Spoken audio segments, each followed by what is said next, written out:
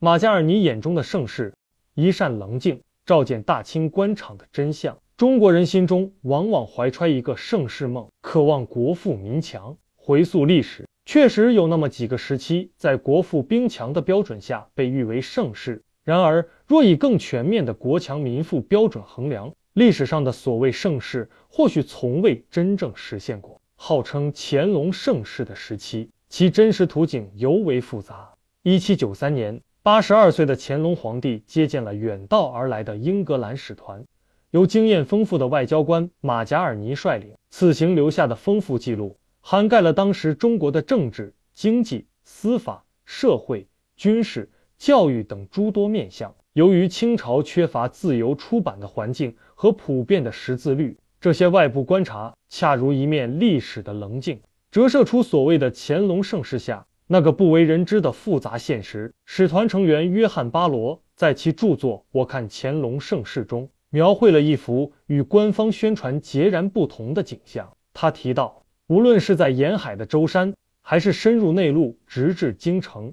沿途几乎看不到任何普遍富裕的迹象，甚至连树木都十分稀少。运河两岸的村镇，映入眼帘的多是贫困落后的景象，百姓衣衫褴褛，有些甚至赤身裸体。巴罗甚至记录下令人心酸的一幕：使团丢弃的垃圾，竟引来人们的哄抢。更深入的观察，巴罗指出，当时的官员几乎垄断了所有有利可图的行业，他们编织起一张张复杂的利益网络，如同吸附资源的蜘蛛。使团副使乔治·斯当东在《英史夜见乾隆纪实》中，同样记录了中国农民的极度贫困。他笔下的百姓为了争抢使团丢弃的茶叶渣，像苍蝇一样聚集在官道旁。然而，斯当东一针见血地指出了当时社会的另一层逻辑：在中国，单纯拥有财富而不具备权力是不足为贵的，财产没有权力庇护是靠不住的。这意味着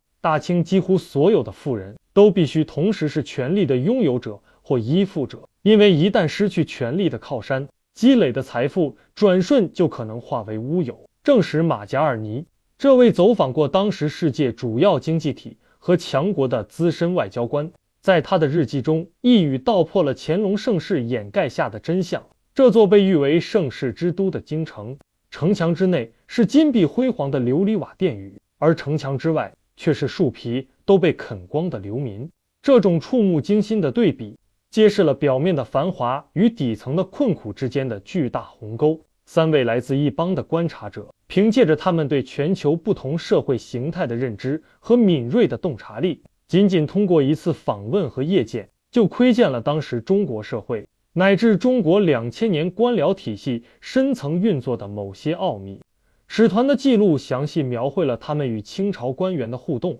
例如一位王大人仅个人用餐就需要数荤数素，极尽奢靡。官员们出行讲究排场，前呼后拥，士兵开道，乘坐4人台的大轿，陪同使团购物时，官员们也从不需自己付钱。更让使团感到震惊的是，官员们随时可以对手下施以笞刑，这在他们看来是极大的羞辱，但大清的官员们却对此习以为常，不以为意。结合历史学者的考证，大清官员的灰色收入远超他们的正俸，甚至可达100倍之多。名目繁多的兵竞、探竞、节庆寿礼、养廉银等等，这些收入最终都只能来源于对百姓的盘剥。正如文中所述，这整个官僚系统本质上就是一个庞大的吸血机器，它通过各种合法或非法的手段，将社会财富源源不断地输送到官员的囊中，而非用于改善民生或国家建设的良性循环。乾隆时代的二律背反，不仅体现在物质生活的巨大反差上，也深刻反映在精神层面。使团的见闻伊始，便遭遇了一件令人印象深刻的事：寻找领航员。英国人对中国航线不熟，请求当地总兵协助。使团成员记录道，总兵派出的兵丁很快就带来了一群人，是我平生所见过的神情最悲惨的家伙。他们被要求双膝跪地接受询问，徒劳的哀求，诉说离家对家庭造成的灾难，但总兵对此无动于衷，强令他们限时准备出发。约翰·巴罗看到这一幕后感叹，这在英国是不可想象的，并认为伏尔泰的开明君主制理想在中国完全破灭了。清廷的统治并未给百姓提供任何真正的法律保护。为了保障使团船只在运河内河的航行，需要征用大量民夫拉纤，人数多达500。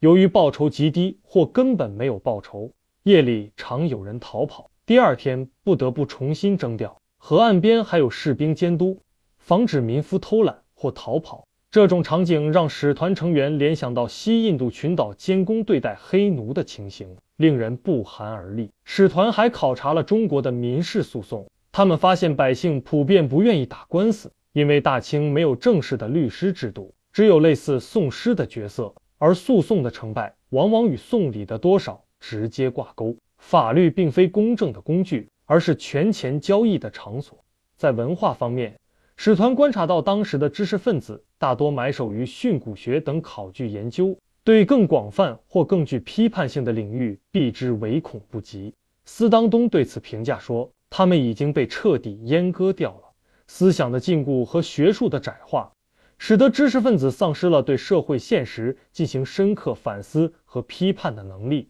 使团的记录也触及了皇宫内部，宫殿的富丽堂皇，包罗万象，奇珍异宝，珍禽异兽，甚至大象，与宫外的贫困形成了鲜明对比。而宫中数量最多的是太监。使团成员认为太监的存在本身就是一种惨无人道的制度，他们情感残缺，却又利欲熏心，缺乏同情心。一旦他们获得主子的欢心，往往可能对国家带来灾难性的影响。最后，乔治斯·当东在书的结尾点出了他眼中大清社会的一个核心奥秘。他写道，有充分的证据表明，中国的皇帝已经将他的子民完全驯服了，他们的一切都在朝廷的严密控制之下。这种自上而下的绝对控制剥夺了民间的活力和自主性。使团记录下的这些看似矛盾却又普遍存在的吊诡现象，恰恰说明了所谓的乾隆盛世从表面上看或许是中国传统政治文化发展到极致的体现，